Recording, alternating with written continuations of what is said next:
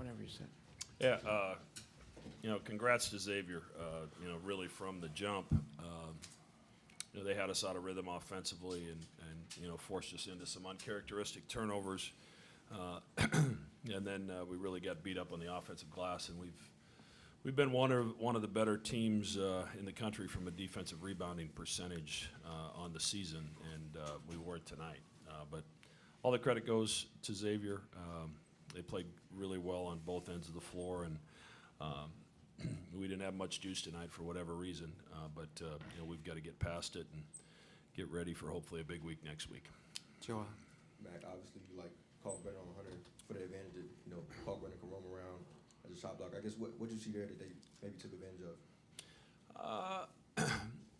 I don't know that Nunji really hurt us that much in the first half where they really stretched it out. It allows us to keep Ryan a little closer to the basket. If you got him on Nunji, he's going to stretch out. It worked pretty well in Omaha with the combination of Fremantle and Hunter. So we went back to it tonight. Right in the middle, Marcus.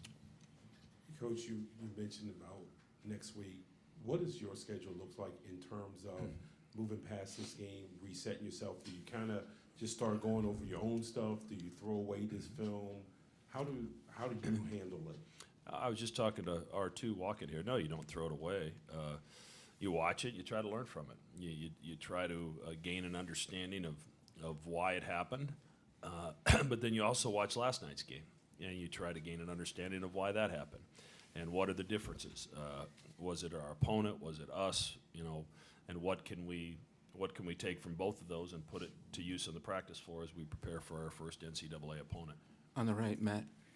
Greg, just wanted to ask you, will you as a staff or as a team, since you're gonna have this gap, you're gonna sit either 6 or 7 days before you play again, will you take a moment to look back and everything that's been attached to the season, right? Highest preseason ranking, you played a hell of a final in Maui, you had that skid, but then you came back, you had some big wins, and kind of assess what you've accomplished here and use that as a springboard into next week? Or are you more in the moment, let's not think about stuff that might have happened in November and December and use that as fuel? Yeah, we actually talked about it in the locker room that I thought there was some self-doubt on our faces and with some of our body language in the first half, and I haven't seen that from this team hardly ever. And part of that allowed us to get through that 6-game losing streak. When you go through a stretch like that, it's really easy to point the finger at somebody else, and sometimes it's really easy to point the finger at yourself and lose confidence in yourself. To their credit, they didn't do that.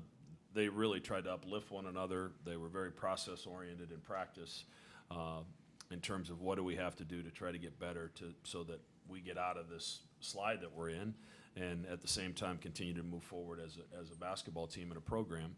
And I think something like that serves us well when something like this happens, because it isn't everyone thought the sky was falling at that time. On the outside, we never felt that in the locker room. So that allows us to get over one like this. You have some games where you don't recognize your team.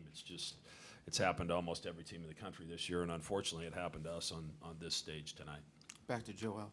R2 obviously Sule to a season low back in Omaha. I guess, what do you feel went differently with him today? Obviously, it felt like it became harder to get over those screens. What did you see differently today? He just got some good looks early. I felt like he saw the ball go in early, and it grew his confidence. And he's a good player. He's gonna make some tough shots. He's been great all year, so credit to him. Although in the back. Coach, a lot has been said about Northeast basketball and how this league is its roots are in the Northeast. But what are the results of this tournament and tomorrow's final say about Midwest basketball?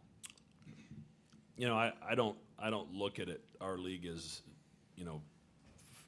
5-6 Northeast teams and 5 Midwest teams. I view it as the Big East, and there's good basketball played in the Big East. And because you have good basketball played with 11 different schools, you're going to have different teams that end up in the finals at different times. And we've been fortunate. We've been in the semifinals, 3 or 4 years in a row, and been to the final a couple of years in a row, and we want to get back there. But the league is healthy, and there's good teams everywhere. And, obviously that first game, Marquette and UConn could have gone either way, and Marquette had a great win, and Providence has had a heck of a year.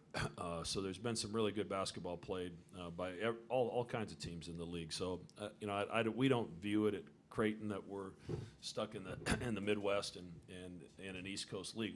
We're a proud member of the Big East, and we like to fly that flag whenever we can. Stand in the back there. This one's for either of the players. Last night you didn't get back into the locker room until after midnight. How much of a factor was fatigue in this matchup tonight? I think that's just something that both teams had to deal with. Obviously, we played a little later, but you play back-to-back nights. It's going to take a toll on your body. Anytime you do that, it's just one of those things that you got to manage as best you can. And I don't know, it definitely played a role, but I feel like that plays a role for everyone playing in this tournament. Back to Joel.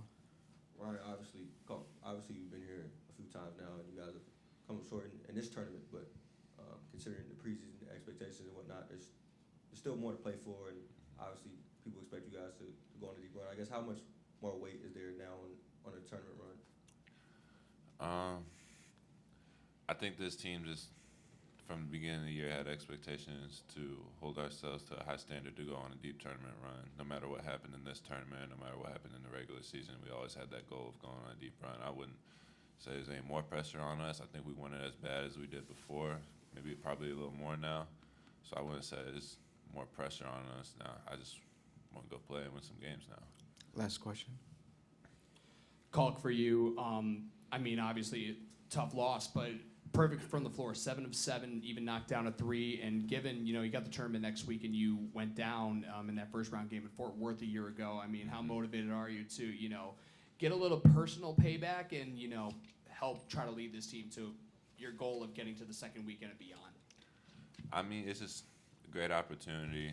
Obviously my freshman year we made it to the second weekend, but I didn't have as big a role in that team. Last year's team was a lot of fun to be a part of, and just got hurt the weekend before, and just another great opportunity this year to hopefully stay healthy, win a few games, go to the next weekend, have some fun, and just make a great trip out of it. Creighton, thank you. Thank you. Have a great weekend. Thanks, Ryan.